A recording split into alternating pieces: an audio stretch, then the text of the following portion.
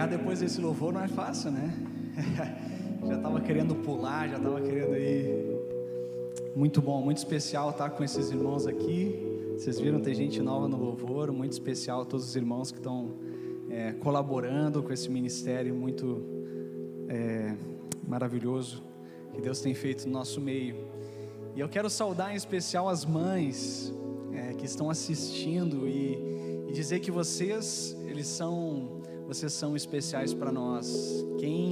Como nós seríamos ou como nós estaríamos se vocês não estivessem no mundo tão caótico, no mundo que falta paz.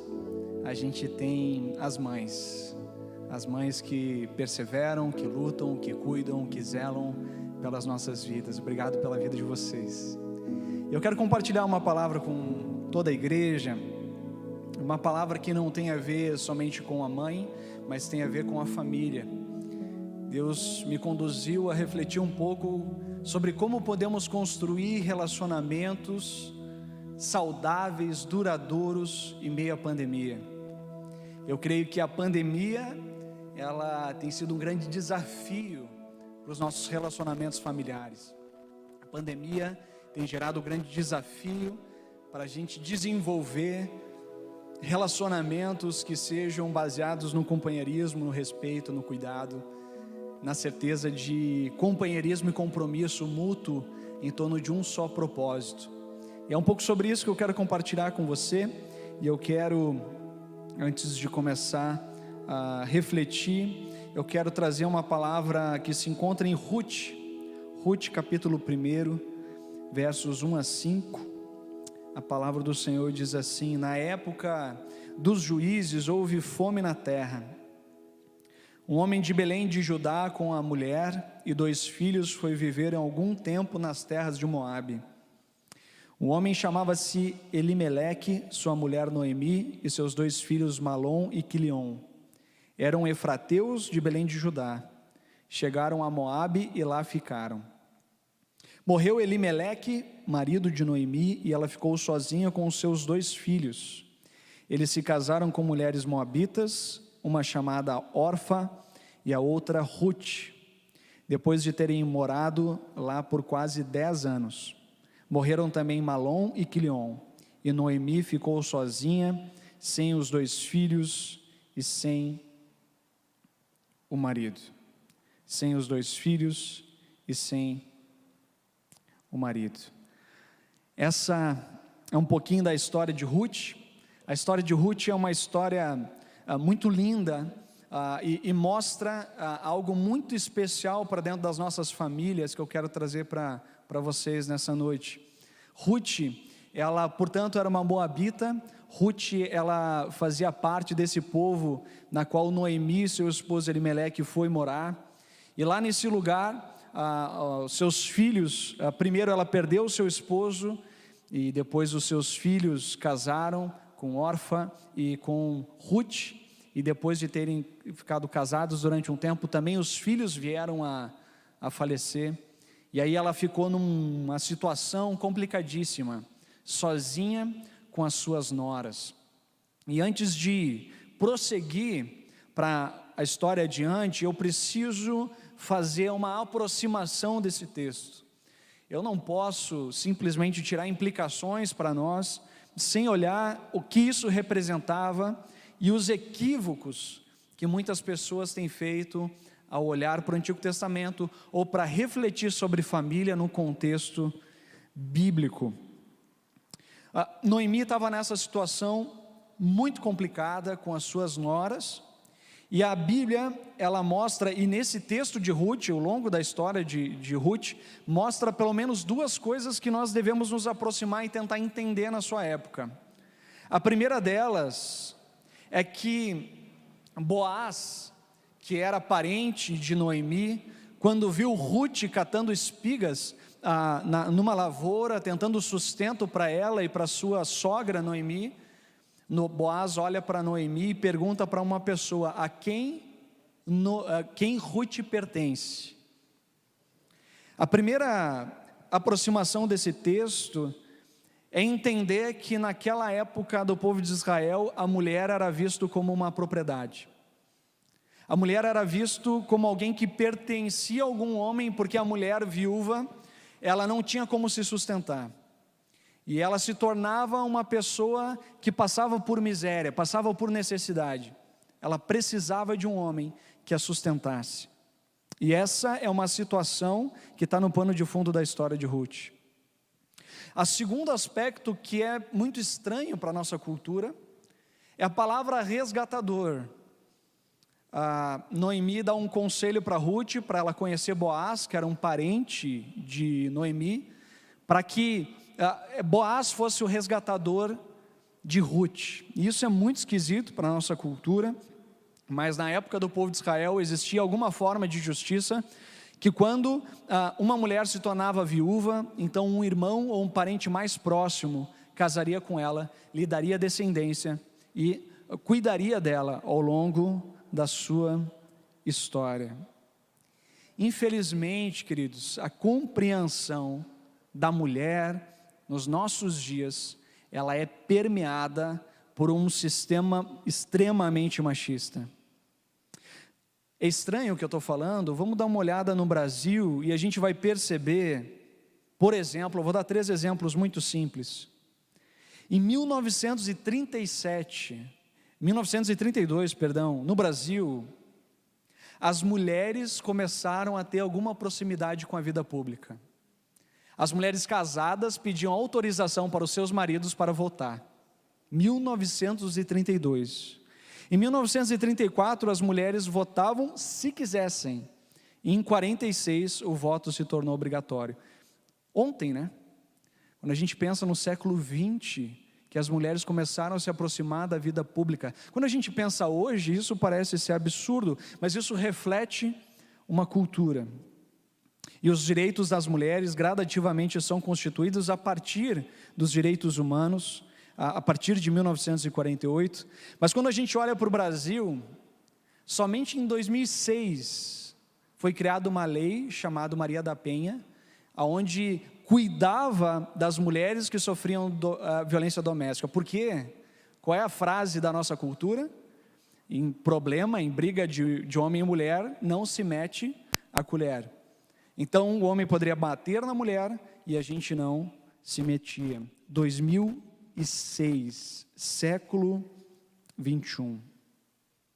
Eu creio que em alguma medida o Evangelho, pautado no Senhor Jesus, e eu já vou trazer para vocês de onde vem isso e o que é gerado em Jesus, ele concede a nós o que a gente poderia chamar de equidade de gênero. E eu quero dizer para você o que é isso. Engloba uma compreensão formal, isso é a garantia em lei que todas as pessoas devem receber um tratamento igualitário. Todas as pessoas. E uma compreensão material que abrange a ideia de que pessoas de gêneros distintos são diferentes e que as suas particularidades devem ser levadas em conta na garantia dos seus direitos e oportunidades. Bruno, o que você está falando? Onde você quer chegar? Eu quero chegar nessa introdução dizendo que a religião, a fé judaica, ou o Antigo Testamento, e algumas pessoas, também no Novo Testamento, continuam tendo a compreensão equivocada a respeito das mulheres. E eu quero trazer para você o que tem sustentado isso. Gênesis 3, verso 16, olha só o que a Bíblia diz. O seu desejo, falando a respeito da mulher, será para o seu marido e ele a dominará. Outra versão diz, e ele a governará. Mas eu preciso lembrar para você que essa fala bíblica está no contexto da queda do ser humano, da rebelião em relação a Deus e da ruptura do relacionamento com Deus, que gerou uma ruptura nos nossos relacionamentos interpessoais. E algumas pessoas continuam perpetuando essa ideia da mulher como alguém inferior. Por quê? Porque a mulher, de algum modo, tinha incitado o homem a pecar. algo que a Bíblia não sustenta. A Bíblia diz que Deus criou o homem e a mulher à sua imagem e semelhança. Por isso, homem e mulher têm o mesmo valor diante de Deus. Segundo, a mulher e o homem têm o mesmo valor, mas têm funções diferentes. A palavra do Senhor diz que Deus criou a mulher para auxiliá-lo e correspondê-lo, companheiros de jornada. Em terceiro, em Jesus, não existe mais homem nem mulher, mas nós somos um no Senhor Jesus.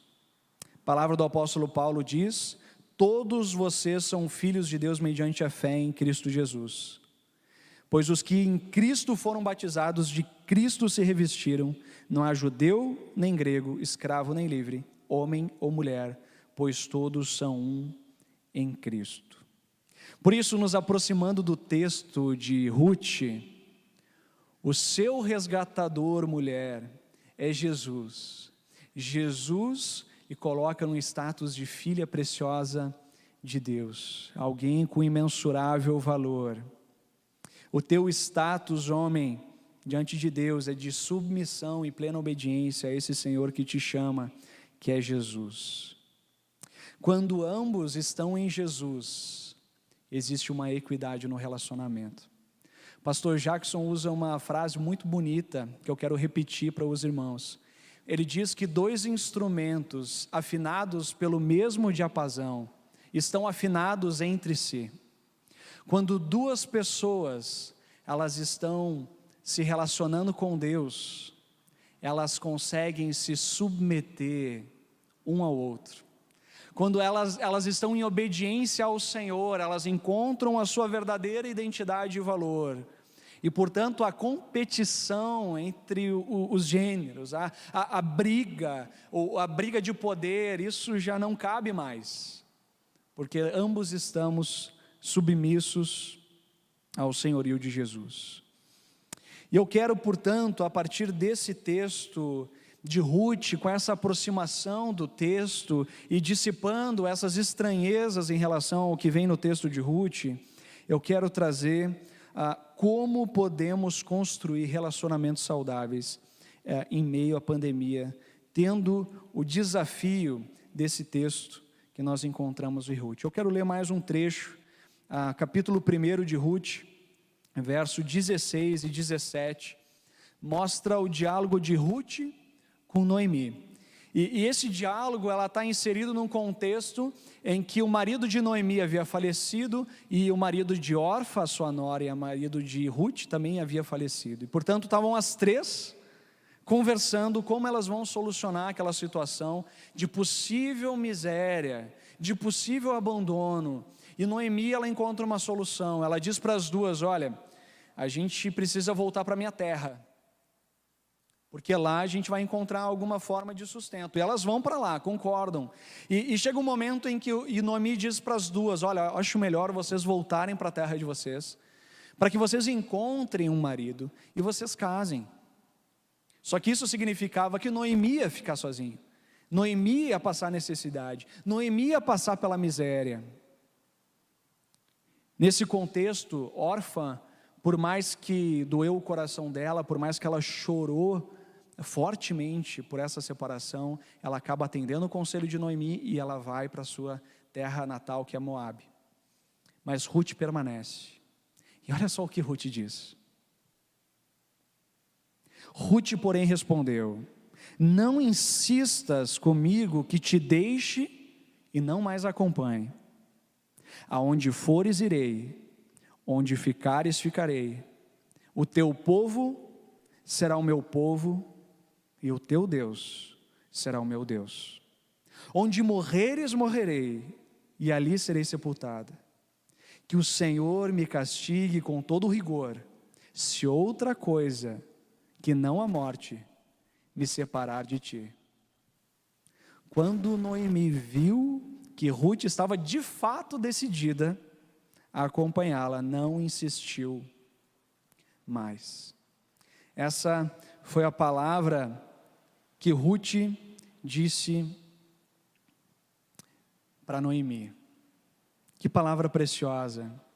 E a partir disso eu quero dizer para você que existe, no meio de tantas situações que mudaram a nossa rotina, que despertaram em alguns ansiedade, que mudou o nosso comportamento por vezes, que nos tirou um pouco do eixo e do equilíbrio da vida como era, que existe um caminho para encontrar saúde nos nossos relacionamentos.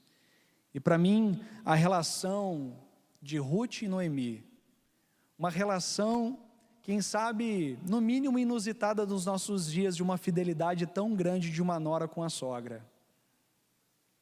Acho que nos ensina muito. E eu quero compartilhar aqui, em primeiro lugar, para mim, algo que fica evidenciado nessa relação, é que a aliança supera o sofrimento presente. A aliança supera o sofrimento presente. Certamente a Ruth, ela não permaneceu com a Noemi porque era o caminho mais rápido, mais fácil, mais tranquilo. Ela não permaneceu com a Noemi porque era o caminho óbvio. Ela não permaneceu com a Noemi porque foi uma decisão egoísta, egocêntrica, pensada somente no seu futuro. Ruth não tinha nenhuma garantia que as coisas iriam melhorar. O que era certeza que ambas iam passar miséria juntas. Essa era a certeza dos dias delas. Ela poderia ter seguido o caminho de órfã, mas ela não seguiu.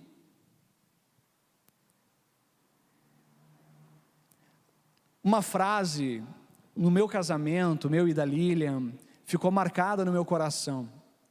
Uma frase de Dietrich Bonhoeffer, e eu lembro até que tem uma foto nossa, no momento da festa, em que a foto foi tirada e na televisão que tinha lá, apareceu na foto essa frase do Dietrich Bonhoeffer, que fala: a partir desse dia, é a aliança que sustenta o amor.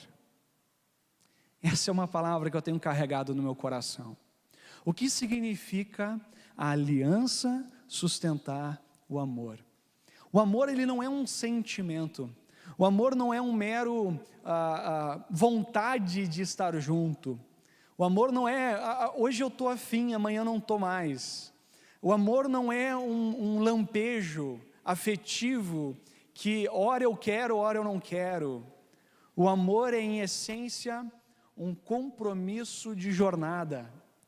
O amor, ele é um desejo ardente, intencional de continuarmos juntos mesmo no dia mau. O amor, ele é sustentado por algo maior do que nós. O amor, portanto, não é criatura humana. O amor não é simplesmente uma paixonite aguda pelo anseio da juventude. O amor, ele é sustentado por um compromisso. Mas que compromisso é esse? E no que está baseado o compromisso?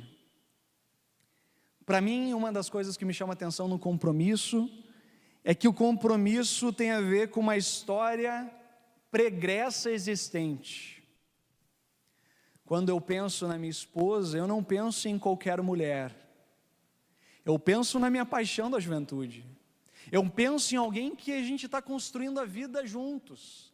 Eu penso na companheira que enfrentou viagens, enfrentou mudanças, renunciou carreira, foi atrás do ministério que Deus estava nos chamando. Por isso, não é qualquer evento, não é qualquer marola que vai romper esse compromisso. Existe uma história pregressa.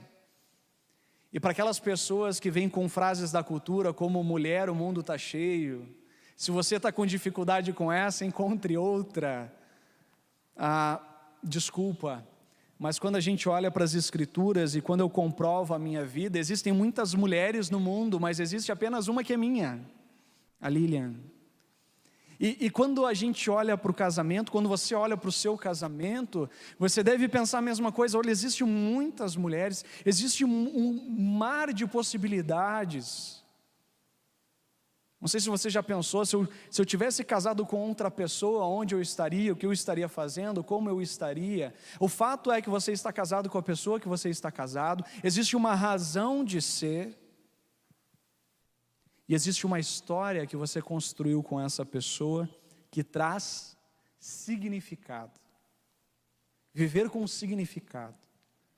Quem sabe nessa noite eu quero substituir o tão desejado rumo da felicidade, utópica, ilusória da nossa cultura, por uma vida com significado, com sabor, com realidade.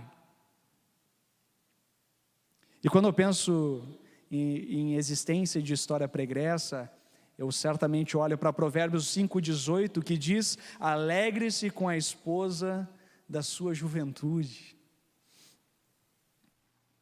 E tantas outras coisas lá, que você que é casado pode ler, quem não é casado não leia, porque é caliente. Um caminho de realizações, fracassos, superações, alegrias e tristezas. Mas em tudo isso, precisamos olhar para trás e perceber que existe, na verdade, uma aliança, um compromisso mútuo assumido. Outro aspecto a respeito do compromisso é que o compromisso diz respeito que eu não posso desistir no dia ruim. Dias ruins virão, mas eu não posso desistir no dia ruim. Uma pessoa que, compartilhando nesses momentos de dias difíceis, ele falava para mim assim: olha, final de ano que a gente está estressado, final de ano que a gente está cheio de coisas na cabeça, não é um bom momento de tomar grandes decisões de mudança. E eu trago essa sabedoria para a minha vida e para relacionamento e para a família, e eu digo: o dia ruim não é o melhor dia para se tomar uma grande decisão. O dia ruim é o dia de nós nos abraçarmos e superarmos os desafios juntos. Quando eu penso em compromisso, eu penso num compromisso baseado na fé em um Deus que é especialista em recomeços e restauração. Quando eu penso em perseverar no dia difícil, eu penso nesse Deus que é capaz de fazer novas todas as coisas. E quem sabe o que você precisa não é mudar de esposa, mas é renovar a sua aliança com Deus. É buscar o Senhor em primeiro lugar, é ser restaurado por Ele.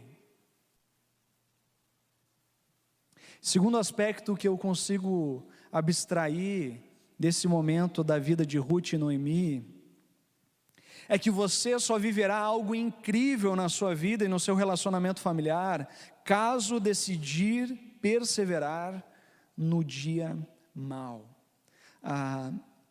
Noemi e Ruth passaram certamente por um momento de miséria, escassez e dificuldade. Eu comecei lendo o texto e o texto dizia que na época dos juízes houve fome.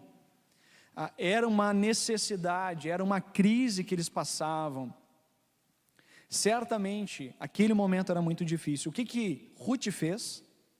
Ruth, ela foi, isso é uma outra parte do contexto do povo de Israel, ela foi numa lavoura de milho, e toda isso é uma forma de justiça entre o povo de Deus, no povo de Israel, que aquilo que aqueles que colhiam não conseguiam pegar, ou que caía ao chão, eles deixavam, eles não pegavam nada do chão, para que aqueles que passavam por necessidade poderiam vir e catar aquilo que ficou pelo caminho. O que Ruth fez? Ela foi a uma lavoura, ela não ficou em casa, ela foi fazer o que tinha que fazer, e ela ficou de manhã cedo até tarde da noite, colhendo espiga,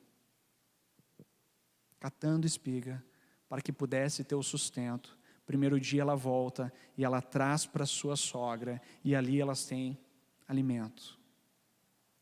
Chega um determinado momento em que ela encontra a graça de Boaz, que era esse homem dono dessa lavoura, parente de Noemi.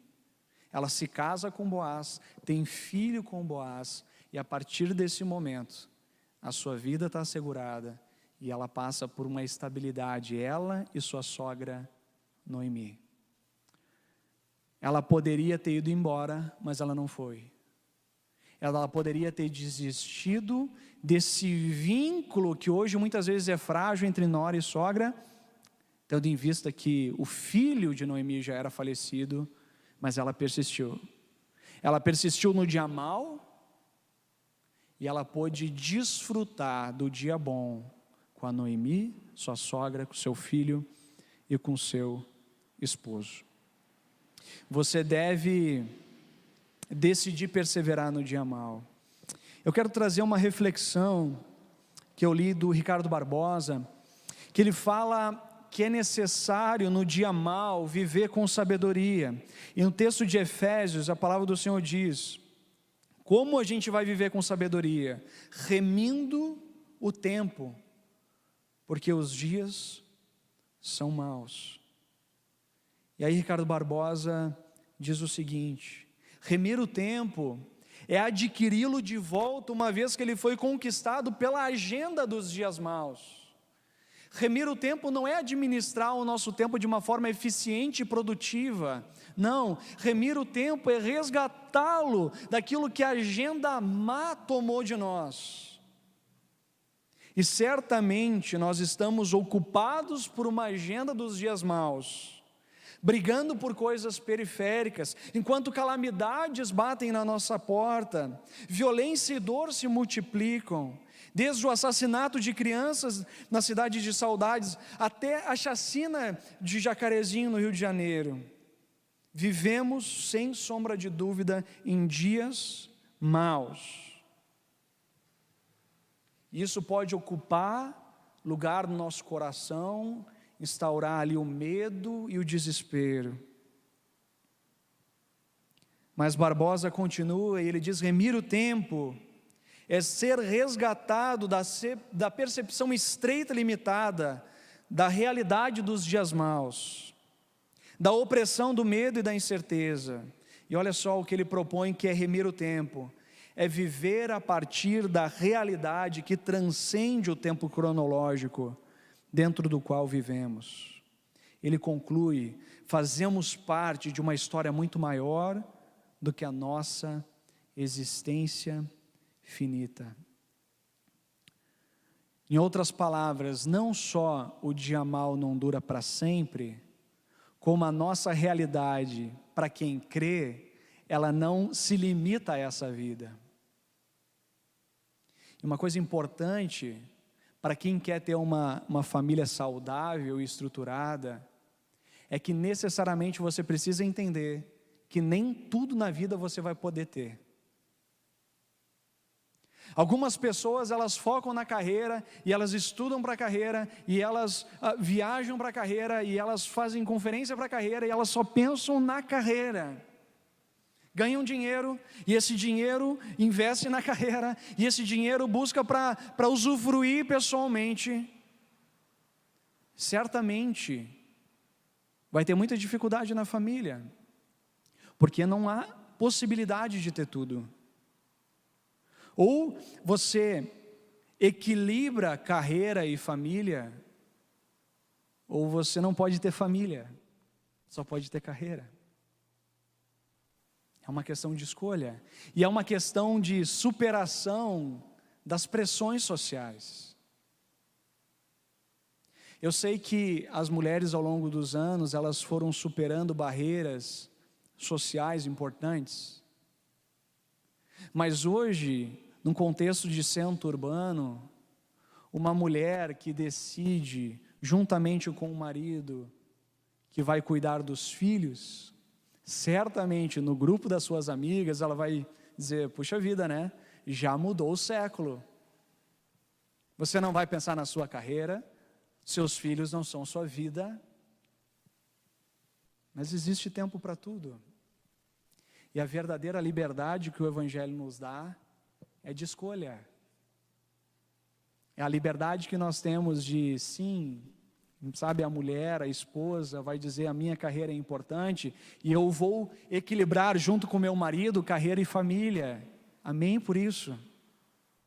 Mas quem sabe uma pessoa do casal diz: mas eu vou ficar em casa porque eu entendo que essa primeira infância é importante para os filhos. Amém por isso.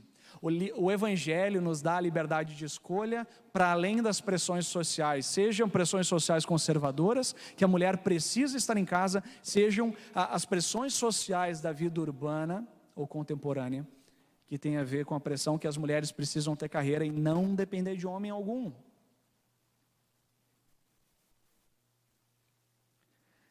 Ricardo Barbosa, ao mostrar a reflexão desse texto para a maneira sábia de viver, ele mostra que a gente não pode ser determinado pelo dia ruim. A gente precisa compreender que existe um Deus que nos guarda, em que nós estamos inseridos numa história maior do que a nossa, a história de Deus nas nossas vidas,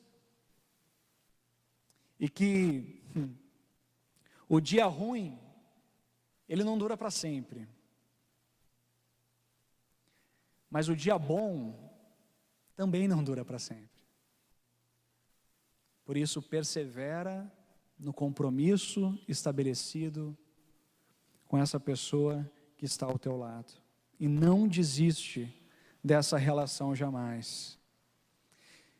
Em último lugar, e com isso eu quero já convidar os irmãos do louvor para ir chegando.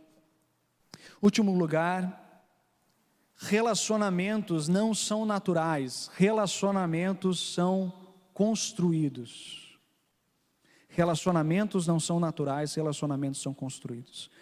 Nós estudamos um monte, nós investimos tempo e energia na nossa carreira, mas nós não investimos nem 1/3 dessa energia na família, e queremos ter uma família saudável e estruturada. Quanto tempo você gasta planejando a sua família?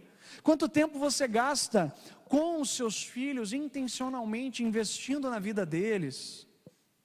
Quanto tempo você, que já é adulto, investe na vida dos seus pais, já idosos? E você quer ter um relacionamento saudável como? Não é natural, não é orgânico, é intencional. Se você não colocar na sua agenda as pessoas com as quais você ama, você não vai tê-las. Relacionamentos não cultivados nos fazem falta lá na frente.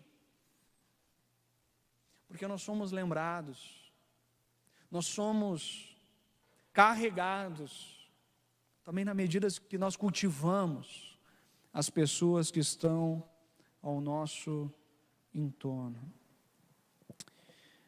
Quem sabe na vida não seja possível ser feliz, mas quem sabe na vida seja possível ter uma vida com significado, com realidade, com vida de verdade. E eu termino com uma frase: o amor é posto à prova quando não temos mais nada para amar a não ser a pessoa que está em nossa frente. Presta atenção nisso. O amor é posto à prova quando não temos mais nada para amar a não ser a pessoa que está à nossa frente. Quem sabe a pessoa que está à nossa frente, o nosso familiar, ele não tem dinheiro, lhe falta saúde, lhe falta sanidade. Quem sabe essa é a prova maior de que a aliança deve sustentar o amor, e não o sentimento, e não o dia mal do momento, mas sim a aliança. Quem sabe esse seja o amor mais verdadeiro que precisamos cultivar nas nossas relações familiares. Eu quero convidar você a orar. E se você, por acaso, está com um familiar ao lado, eu quero convidar você a abraçar esse familiar. Eu quero que você convide os seus filhos também. De repente está no tablet, está no celular. Convida, fala, dá um grito aí. Chama ele do quarto, diz, esse é o momento, o pastor quer orar pela nossa família. Porque eu creio que o nosso Deus é capaz de restaurar lares doentios em lares saudáveis. Em relacionamentos destruídos, deslacerados pelo desrespeito, para relacionamentos construídos de base do companheirismo, do amor, da graça, da bondade. E Deus nessa noite vai te dar uma força sobrenatural para perseverar no dia mau, porque eu creio que virá o dia bom. Mas virá o dia bom se você perseverar no Senhor e perseverar amando aquelas pessoas que Deus colocou na sua vida, que você mesmo diz que é o que tenho mais de precioso, que é a minha família. Mas faça dessa frase não só algo retórico, mas algo verdadeiro e vivencial. A família é o meu dom supremo. Que isso seja verdade, não apenas frase de efeito de Instagram. Vamos orar? Feche seus olhos, abraça a sua família e vamos orar. Senhor Jesus, nós te louvamos pelo teu amor inesgotável. Nós te louvamos porque o teu amor é um amor que não desiste de nós, mesmo no dia mau, mesmo quando o nosso coração não está desejoso de crer e confiar no Senhor, tu continua nos amando, continua zelando por nós, continua nos resgatando para mais perto do Senhor. Senhor, eu quero rogar que esse mesmo amor, o teu amor, seja derramado sobre cada família que está nos assistindo. Esse amor inesgotável, esse amor inconfundível, esse amor imutável, seja derramado sobre a tua família agora, em nome de Jesus. Senhor, aquele cônjuge que não está falando mais com a sua esposa, eu te peço em nome de Jesus que qualquer barreira seja quebrada agora, que haja união e unidade em nome de Jesus. Eu te peço, Senhor, aquela esposa que está amargurada pelas dores do passado,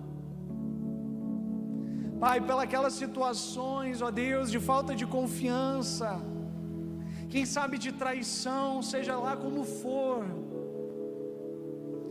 que o Senhor esteja costurando, cicatrizando essa mágoa, Senhor, no seu coração.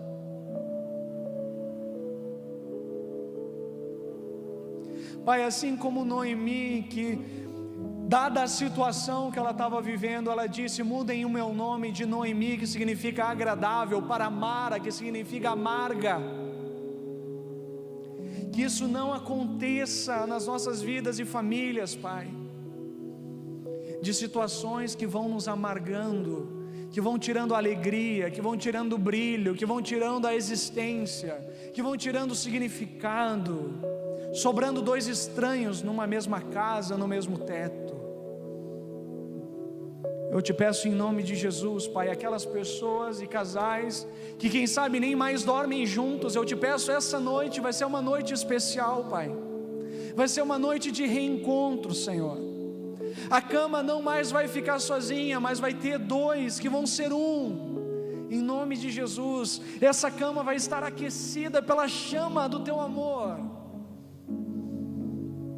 Mas eu te peço, ó Pai, por aqueles filhos que se distanciaram dos pais, quem sabe os pais adultos, idosos, Senhor, eu te peço em nome de Jesus, resgata essa relação, em nome de Jesus, atraia, com um amor que não vem de nós, um amor que não brota do nosso próprio coração, não é autogerado, mas só vem de Ti, vem do alto, e nós desejamos esse amor, Pai, nós desejamos esse amor, Senhor,